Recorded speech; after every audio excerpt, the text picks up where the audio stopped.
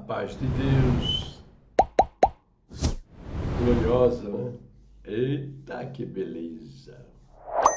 Sempre no precioso nome de nosso Senhor Jesus Cristo. Então, meus queridos irmãos, né? Vocês viram como eu recebi com muito carinho, né? A saudação do Marcelinho, a saudação com a paz de Deus, com muito carinho, né? Só que, né? É uma apostasia desgraçada na qual ele já começa enfiado, mas bem lá dentro, né? Porque Deus, que Deus, qual Deus? Né? Porque Deus é um nome genérico, está em todo lugar, na maçonaria, na macumbaria, no espiritismo, e até na igreja do Satanás. E os homens mataram, roubaram, destruíram, estupraram, queimaram em praça pública, né? Em toda a história da humanidade,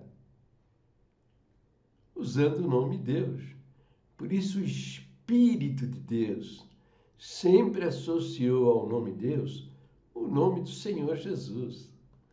Eu fiz uns vídeos mostrando o que os homens estão fazendo nos nossos dias com pessoas que confessam o nome do Senhor Jesus. Eu tomei strike várias vezes, problemas seríssimos no canal do YouTube, mas é verdade. Olha, esse vídeo aqui, vocês vão ver lá no Patreon, no canal meu, no Patreon.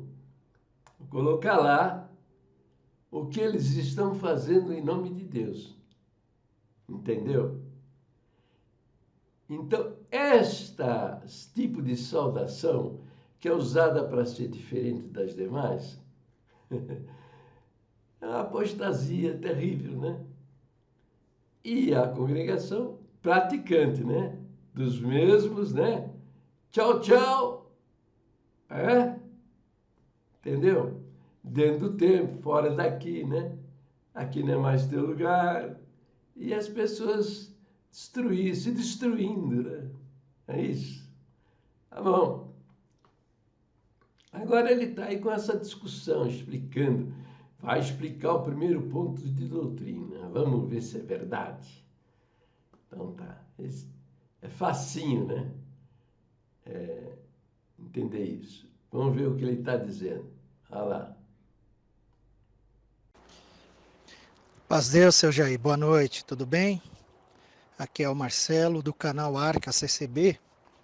Eu vi este número seu num dos vídeos que o senhor fez e eu estou entrando em contato para saber se o senhor está disposto a fazer um debate conosco, tá? Com um dos ADMs, referente à doutrina cristã na congregação cristã no Brasil.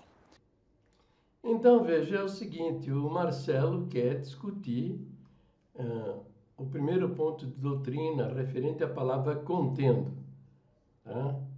E eu tenho mais ou menos 600, 700 vídeos aí na internet que eu explico a respeito disso. E nunca aceitaram. Então, não vale a pena. Nós temos que discutir a igreja de agora. A igreja que estamos vivendo no tempo de agora. Porque eles não acreditam nisso daí. Bom, tá na cara, né? Ó, veja o seguinte. Isso aqui não foi mudado no Estatuto de 2004, como ele afirma, tá? Ou ele mostra aqui que no Estatuto de 2004, o artigo 20, diz que é uma comunidade que aceita toda a Bíblia Sagrada como contida, na qual está contida a infalível palavra de Deus. Então, veja, isso foi mudado no Estatuto no ano de 1995. Até 1995 não existia na nossa doutrina esse contendo aqui, né? Não existia. E foi acrescentado em 1995. Então, a primeira pergunta que você deve fazer é o seguinte: por que fizeram essa mudança? Por que passaram, né, desde 1927, quando foi definido lá nos Estados Unidos, em Niagara Falls, o primeiro ponto de doutrina, até 1995, dizendo que Deus revelou aos nossos primitivos irmãos, revelado por Deus. E porque em 1995 Deus desrevelou. Então foi no Estatuto de 1995. Você tomou conhecimento disso no ano de 2013, no Inário Novo que está aí. Mas antes você não sabia, porque é tudo escondidinho. Está entendendo? Isso é uma apostasia. Por quê? Porque a palavra de Deus diz que a própria Bíblia diz que ela é toda inspirada por Deus. Sabe o que acontece? Acontece o seguinte: o ministério acha que Deus inspirou os homens a fazer todas as maldades que eles fizeram. Que Deus inspirou o diabo a fazer o que ele fez. Né? Em absoluto, nada disso. Os homens falaram o que quiseram falar, fizeram o que quiseram fazer, o diabo falou o que ele quis falar e fez o que ele quis fazer, e a Bíblia é apenas o registro disso. A Bíblia é apenas um livro de história. É um livro de história contando os eventos na história da humanidade. E através dessas histórias todas, ele vai se revelando. Vai se revelando através de quem?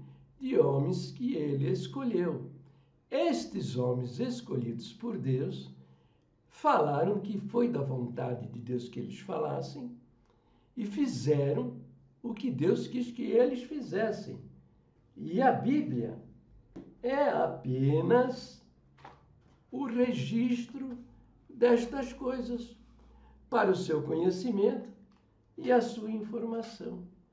Então não tem como dizer que a Bíblia não é toda inspirada por Deus. Dizer que usar a palavra contendo com a finalidade de dizer que tem parte que contém a palavra de Deus e tem partes que não contém a palavra de Deus. Mesmo porque, observa uma coisa, você está vendo esse copo aqui, ó? Não tem nada dentro, está vazio, né? Ó, eu vou pôr água aqui dentro, tá vendo, ó?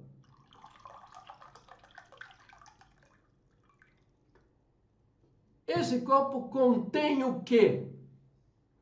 Contém água, tá certo? Eu posso inclusive beber. Mas eu estou dizendo que, quando eu digo que ela contém água, eu estou dizendo que aqui dentro tem alguma coisa diferente de água, da água que eu coloquei? Não, em absoluto. Entendeu? Então, a Bíblia contém mesmo a palavra de Deus. Não contém aqui, por exemplo, o Estatuto do Idoso. Não contém aqui dentro o Código Nacional de Trânsito. Contém a palavra de Deus, entendeu? Mas é o registro histórico de fatos e eventos para o nosso conhecimento e informação. E através disso Deus foi revelando a sua vontade, seus pensamentos, seus propósitos. Apenas isso.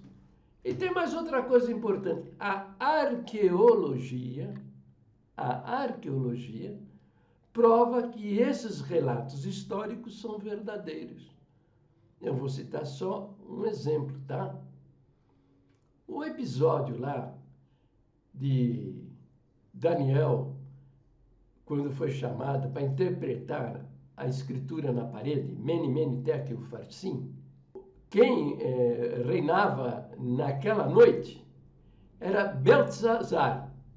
Eu não vou ficar lembrando a vocês esse episódio histórico, porque eu acredito que vocês devem conhecer. Se não conhece, está aí na tela o verso onde mostra isso. Então veja, os críticos da Bíblia, como inspirada por Deus, relato verdadeiro, histórico e verdadeiro, eles diziam, tá aí, ó, na cronologia dos reis da Babilônia, não há registro de um rei com o nome de Beltesazar. Então a Bíblia está contando aí uma mentira. Só que acontece o seguinte, acho que foi no começo do século XVIII, lá por 1930, por aí mais ou menos, 1950, foi encontrado lá na Ásia, né, uma ostraca, que é uma lajota, onde há o relato de que Naborimbus, que era o rei de Babilônia, ele estava fora do país. Ele estava em viagem e ele foi aprisionado. Então ficou explicado que o porquê não consta na cronologia dos reis de Babilônia o nome de Beltesazar, porque ele era filho de Naboribus. Naboribus estava fora do império. Então, quem era o rei no exercício da sua função era Beltesazar. E por isso, ele prometeu a Daniel que se ele decifrasse a inscrição na parede, ele seria feito terceiro no seu reino. Por que terceiro? Porque primeiro era o pai dele, Namoribus, que estava fora do país, né? O segundo era ele, que estava no exercício da função. Então, ele, se queria honrar Daniel, ele só poderia oferecer o terceiro lugar no reino. Então, até a arqueologia prova que a Bíblia é a palavra de Deus. Entendeu? Então, eu já encontrei, né? Já encontrei ancião dizendo para mim o seguinte: irmão Jair, você acha que o Espírito Santo ia inspirar o diabo dizer ao Senhor Jesus o que ele disse? Tudo isso te darei se prostrado me adorares? Que absurdo! O diabo falou isso porque ele quis falar. Ele deve ter falado muito mais até, porque ele é falastrão. O que está registrado lá em Mateus capítulo 4, a tentação do Senhor Jesus no deserto, foi registrado por Mateus para o nosso conhecimento e informação. A inspiração do Espírito Santo na Escritura está no registro desses episódios. Entendeu? Você vê, por exemplo, lá Ezequiel, lá no Velho Testamento. Ele fala frequentemente no seu livro, dizendo: veio a minha palavra do Senhor e disse, né? Quer dizer, ele não tinha a palavra consigo. A palavra veio a ele. E ele deu o recado, segundo a palavra, o Espírito Santo mandou que ele falasse. E depois de feito o recado, ele foi. A palavra foi embora. Ezequiel registrou estes fatos para nosso conhecimento e nossa informação. A Bíblia é isso. Então não tem como dizer que ela contém. Tá? Agora veja, usar uma explicação, que é o que nós encontramos aqui no Estatuto de 2004, no Estatuto de 1995, que nós cremos, aceitamos toda a Bíblia Sagrada na qual está contida a infalível palavra de Deus. Isso é uma explicação. Não podemos usar uma explicação para contestar, colocar dúvida numa definição. Porque a definição é esta mesmo, tá? Que você lê aqui, ó. E aceitamos-la como a infalível palavra de Deus inspirada pelo Espírito Santo. Então, veja, Marcelo, nós não queremos discutir isso aí. Tá? Isso aí, eles não acreditam nisso. Tá? Então, o que nós queremos discutir é a igreja de agora. É o que acreditam estes homens aí. Por exemplo, veja só. Há um costume antigo no meio da Irmandade, quando alguém cai num pecado grave, por exemplo, como o adultério. Então, às vezes comentando um com o outro: conhece o irmão fulano? Conheço. Então ele pecou de morte. Ah, pecou de morte? É. E a esposa dele, e a esposa daquele, e aquela moça? Pecou de morte. Irmão, nós não temos esta autorização de Deus para fazer um juízo de tamanha grandeza. Nós não temos. Nunca devemos, em hipótese alguma, dizer que fulano pecou de morte. Não podemos dizer isso. Está escrito, há pecados que são para a morte e há pecados que não são para a morte. Mas o pecado e o adultério, diz a palavra assim, aos adúlteros, Deus os julgará. Então, juízo nosso não cabe em pessoa nenhuma. Quanto à salvação, dizer que é um pecador, dizer que pecou de morte, isto não, irmão. Isto não está em nós. Porque a salvação também não está em nós. A salvação está no Senhor. E somente a Ele. O que nós queremos discutir, meu querido Marcelinho, é o seguinte, tá?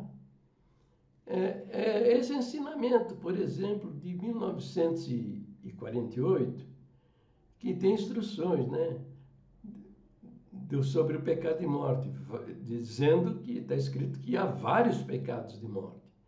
E depois tem outras instruções dizendo a respeito do pecado de morte. E em 1984, está aí na tela, o tópico 2, que eu entendo que é o principal, né, de todos eles. Diz assim, erros de doutrina, pregar que adultério não é pecado de morte. Quem pregou que adultério e fornicação não é pecado de morte deve se retratar perante a Irmandade e desfazer o que diz.